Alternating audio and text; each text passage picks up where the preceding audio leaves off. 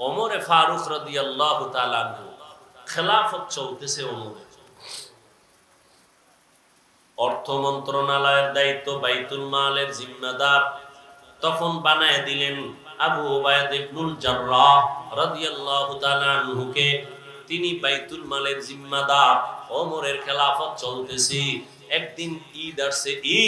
ঈদের আগের দিন বিবি সাহেবা বললেন, ও খলিফাতুল মুসলিমিন, বাইতুল মাল থেকে অগ্রিম বেতন নিয়ে আসেন, কেনাকাটা লাগবে।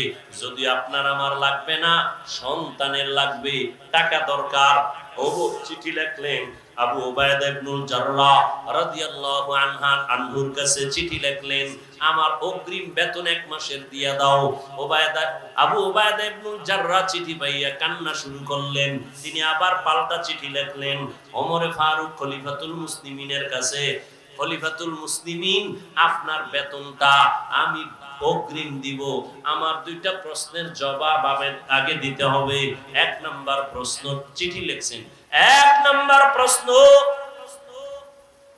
আগামী মাস আপনি বাঁচবেন কিনা গ্যারান্টি? हर के दारत खौफे हक दर दिल मदाम जन्नतुल मअवा देहत उरा मकाम। আল্লাহর ভয় তাকওয়া,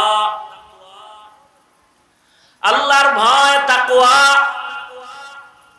আবু উবাইদা ইবনুল জাররাহ লিখলেন, অগ্রিম 1 মাসের বেতন যে চাইলেন আমাকে জবাব দেন, আগামী 1 মাস আপনি বাঁচবেন তার গ্যারান্টি আছেনি? কথা বলেন না কেন? বুঝেন আমার কথা, বুঝেন? কয় প্রশ্ন? কয়টা করছে?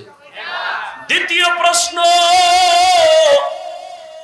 আপনি খেলাফতে আজকে আছেন, রাষ্ট্র পরিচালনার দায়িত্বে আপনি যে আজকে আছেন, আগামী মাসে জনগণ আপনাকে রাখবেনি?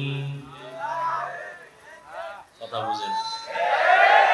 আপনি যখন ক্ষমতায় বসে আছেন, আগামী মাস পর্যন্ত ক্ষমতায় ভাবলি কেমনে রাখবেনি না হেলিকপ্টারে ভাড়ায় দিবে? কি হায় হায় হায়, বড় কঠিন। 2 প্রশ্নের জবাব আপনি দিবেন। ওমর চিঠি পাইয়া হাউমাউ করে কান্না শুরু করলেন আর দোয়া করলেন, হে মালিক, আবু উবাইদা ইবনুল জাররাহর মাকাম বাড়ায় দাও। এর নাম কি? তাকওয়া।